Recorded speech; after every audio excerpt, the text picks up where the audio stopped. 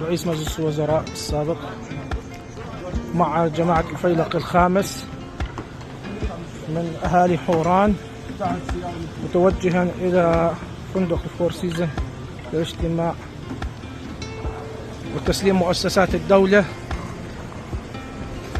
إلى Where to start in trying to understand the magnitude of what's just happened in Syria? Here in the center of Damascus, just hours ago, still Bashar al-Assad's nominal seat of power. In his dynastic heartland and putative holdout on the Mediterranean coast, where they ride a statue of his father through the streets. In Hama, seized in the Assad era, or Thursday, where a reporter sheds his protective vest to embody the emergence of a new Syria. But perhaps the most instructive place to look is here, in the former regime's darkest corner. The corridors of Saidnaya prison, north of Damascus, where they killed so many thousands, they built a crematorium outside. A young child comes into view. Look at that boy, poor thing, they say. These women, at the heart of a brutal industrial oppression, being freed, being told to say God is great, not to worry about possessions, about ID cards, about where to go and how. Another prison, the same story. He says, there's no state anymore, sister. Damn the state, it's fallen. Come down, come on.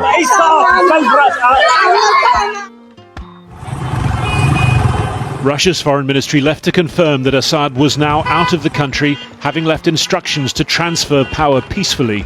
Assad's prime minister saying he will stay in Syria to hand over government functions to a transitional administration.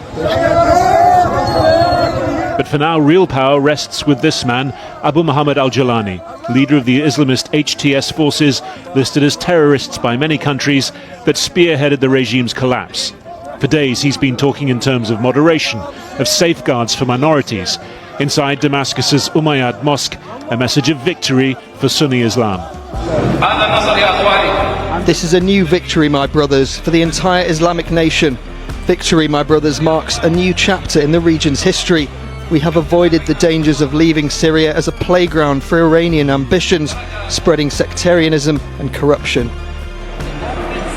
The Assad family's home, the vast presidential palace, now a site for a sort of revolutionary tourism, an opportunity to reclaim some of the regime's ill-gotten gains. Victory to Syria. Syria remains and Assad is in hell, in the dustbin of history. But for millions of Syria's displaced, it's their own homes they're desperate to reclaim. So often these roads have been clogged with those fleeing to safety.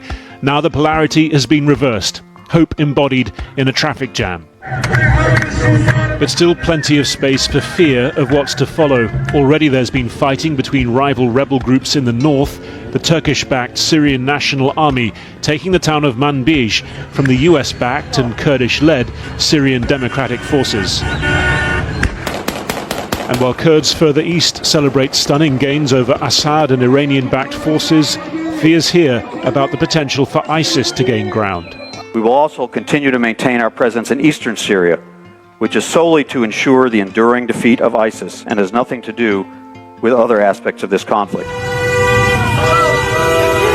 And rebel forces have entered Tartus, home to one of Russia's 2 Syrian naval bases. What now for Moscow's foothold on the Mediterranean? What now for the many regime loyalists here, fearing reprisals? From the occupied Golan Heights, Israel's prime minister claiming credit for events in Syria. The result, he says, of blows dealt to Hezbollah and Iran. Israel sending forces into the UN buffer zone. Syrians know all too well the perils of this moment, but across the country they're choosing to focus on its potential. Nowhere more so than here in Damascus, and a young couple experiencing the revolutionary version of a shotgun wedding. It's the most beautiful moment of our lives, and because we won't experience this joy twice, I decided my wedding would be today, on 8/12/2024, a date we'll remember. It's an unforgettable day we'll teach our children about. Just what will this day come to signify? A question perhaps for Syria's as yet unborn generation. Harry Fawcett reporting. Well, ruling Syria was a family business for the Assads that began in 1971. Here, Edward Heath was Prime Minister at the time.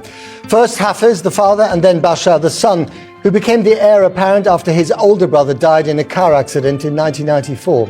The Assad family survived the Cold War, multiple regional wars, and a civil war, but in the end, they couldn't survive the distraction of Russia in Ukraine and Iran and Hezbollah facing off against Israel. The President of Syria and Mrs. al-Assad, Your Majesty. Once upon a time in 2002, Assad, the former eye doctor, and his wife, the doctor's daughter from acting. The young president of Syria was someone that many thought they could do business with. Syria is going to be an important part of building a peaceful and stable future in the Middle East. I was there. The First Lady of Syria was so unlike any other in the region that Vogue called her the Rose of the Desert and put her on the cover. The Assad family became pin-ups of bliss and normality. But family history told a different story. Bashir's father, Hafez, who came from the small Alawite minority, had ruled Syria with an iron fist for over a quarter of a century. He was respected in Moscow and Washington and feared at home. And a decade after the son took power, the Arab Spring came to Syria and the other side of Assad's character came to the fore. In Deraa in the southwest, the regime shot dozens as ordinary citizens echoed the cries of freedom from Tunisia, Egypt and Libya. The former eye surgeon became blind to the suffering of his own people, inflicted by him and his henchmen. In his prisons, torture, including of children, became the norm, and hundreds of thousands of civilians disappeared. The catalogue of brutality mounted, as did the bodies, almost 500,000. Barrel bombs dropped by planes onto residential neighborhoods and hospitals. And in 2018, a chemical attack in Douma that may have killed over 1,000. It was condemned by President Obama, who ended up ignoring his own red lines and stayed on the sidelines. What kept Assad in power was military help from some powerful friends. First, neighboring Iran. The Shia power helping Assad's Alawite Shiite minority. Here, Iran's pin-up commander Qasem Soleimani addressed the troops fighting the Syrian rebels before he was killed by an airstrike ordered by President Trump. And then there was Moscow, whose planes and helicopter gunships ruled from the Syrian air. Putin and Assad had both taken power in 2000. They believed themselves indispensable to the rule that keeps or kept their country together. And increasingly, their end justified some brutal means. Syria's civil war exported its consequences. 7 million ended up on the refugee trail in Turkey and Lebanon, and in 2015 on the long trek to Europe. Many of them heading to Germany, huddled masses triggering unintended consequences inside the EU. The rise of the anti-immigrant far right, breathing life into Germany's AfD. New life into France's Marine Le Pen. More life and power into Hungary's Viktor Orban. And even providing Farage's Brexit campaign with perhaps its most powerful, if misleading, poster. President Assad was kept in power by Iran and Russia, and with one distracted by a standoff with Israel and the other by war in Ukraine, they threw him under the bus this week, leaving his country up for grabs. Whoever ends up ruling Syria, and however, the next few months are bound to show once again that what happens in Syria doesn't stay in Syria. Well, with Assad gone and the country in the hands of different groups of rebels, what now for the future of Syria? A little earlier, I spoke to the Syrian columnist and foreign policy expert, Dr. Hyde. He's a consulting fellow at the think tank Chatham House in London. And I began by asking him if he thought that Assad's downfall was made possible by his allies being distracted with other wars. So if you look at Russia's position has moved most of its equipment as well as personnel away from Syria because of the war in Ukraine, and it was difficult for them to then allocate the resources needed for Assad to be able to stop opposition fighters. And I think for the Russians, it was sort of their calculations that we have invested all this money and the regime has not been able to fight back, so why would we just go ahead and then repeat the same mistakes again? For Iran, it was a similar situation, especially since Hezbollah, its main arm, not only in the Middle East, but in Syria, which contributed to the protection of the regime for years, is now completely distracted in its own war with Israel. And so what happens now? Because there are so many different rebel forces, from Kurdish separatists to, Islamists of different, levels of extremism that have converged on the big cities. Who's going to actually run the place now? Syrians are celebrating today. I think many are trying to figure out what tomorrow holds. The problem right now is, as you mentioned, you have rebel groups, different ones, not only the ones who started the fight, but then you have local armed groups who then also started their own fights in order to liberate their areas from the regime. This is what complicates the situation. How will then the political opposition that is now entering negotiations with different groups will be able to then establish not only contact but influence over the groups that are controlling the territories on the ground, and who will be able to then determine who will have the biggest say in what the transitioning body would look like. I mean, given the state of the Middle East at the moment, if Syria implodes or becomes chaotic, or there's another kind of civil war that results from this, what are the consequences going to be for the region? Big consequences. You have the most obvious one will be the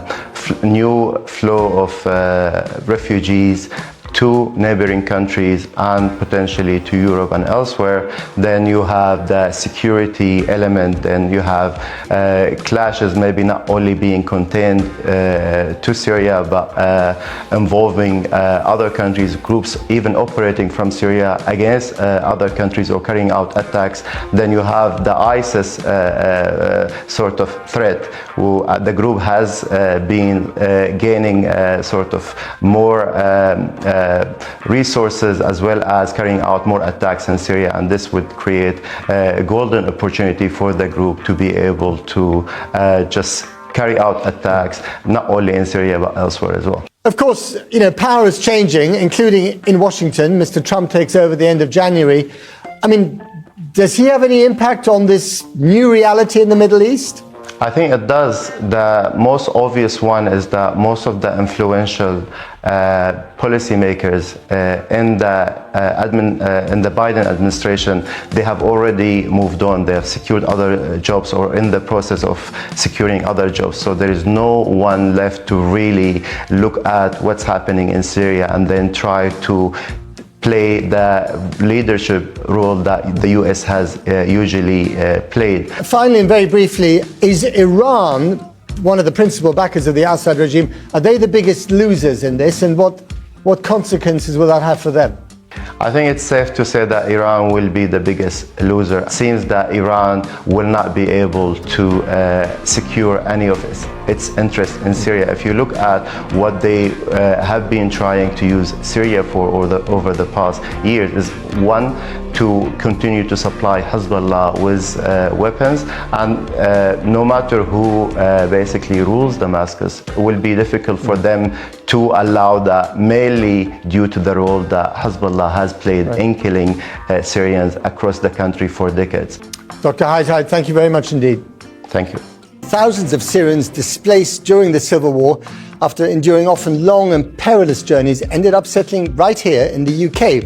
So today, many were out celebrating the fall of the regime that uprooted their lives in gatherings across the country. Some hope to return to Syria one day, but there's anxiety and hope that the news is not too good to be true. Francis Reid reports from one of the rallies in Trafalgar Square. Celebration after so many sleepless nights, watching events unfold from 3,000 miles away. All those here in Trafalgar Square see the events of the last few days as the liberation of Syria.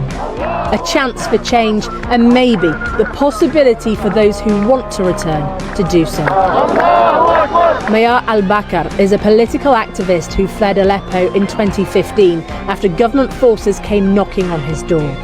I have a mixed feeling. I didn't sleep for the last 2 days.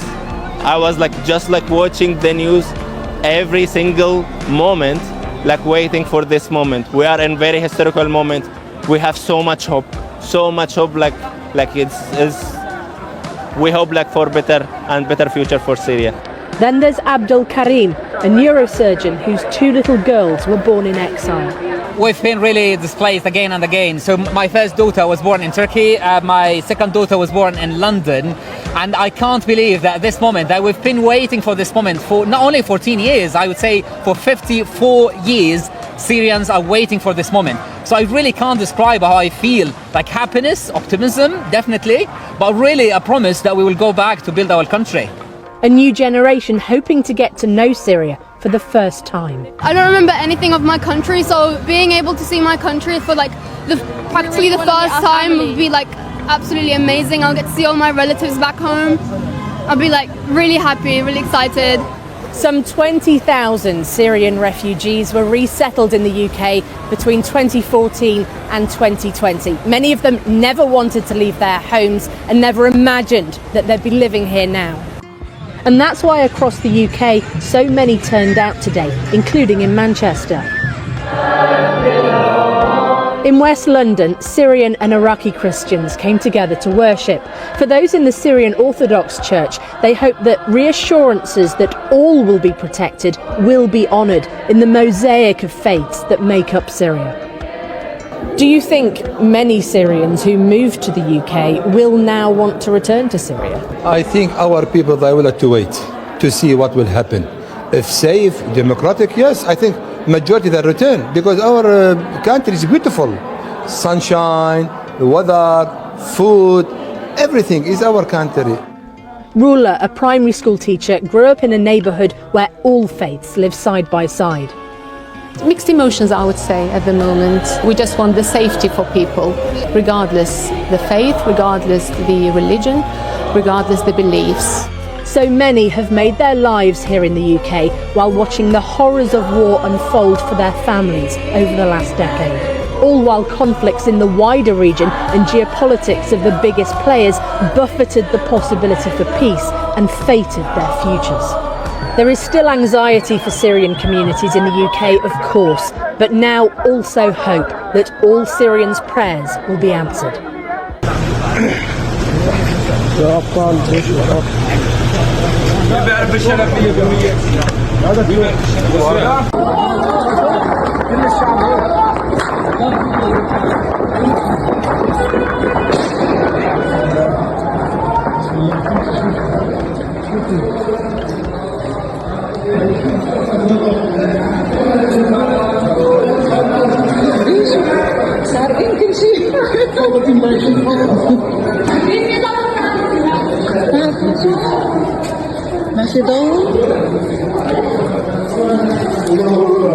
بس لا يكسروا هيك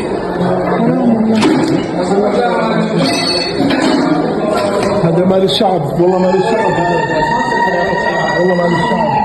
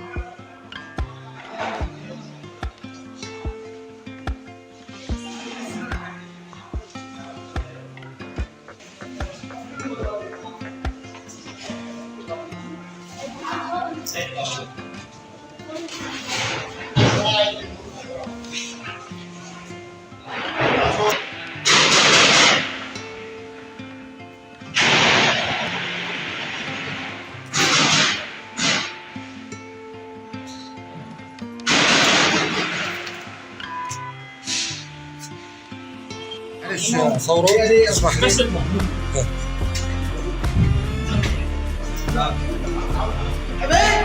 يلا فجر حاله او شيء.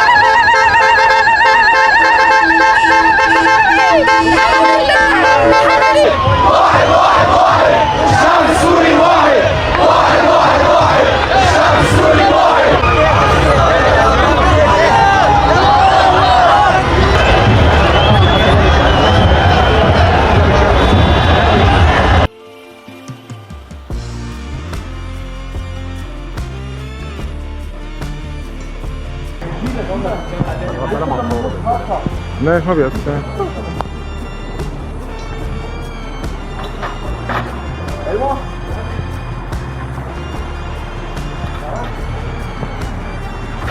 ايوه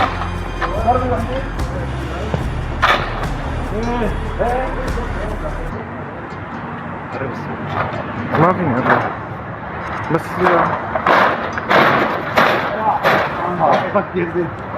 خلاص.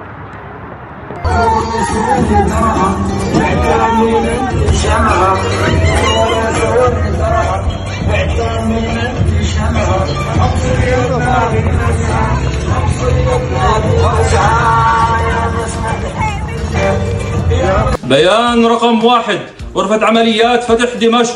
بسم الله الرحمن الرحيم. تم بحمده تعالى تحرير مدينة دمشق وإسقاط الطاغية بشار الأسد وإطلاق سراح جميع المعتقلين المظلومين من سجون النظام. إن غرفة عمليات فتح دمشق تهيب بالإخوة المجاهدين والمواطنين والحفاظ على جميع ممتلكات الدولة السورية الحرة. عاشت سوريا حرة أبية لكل السوريين بجميع أطيافهم.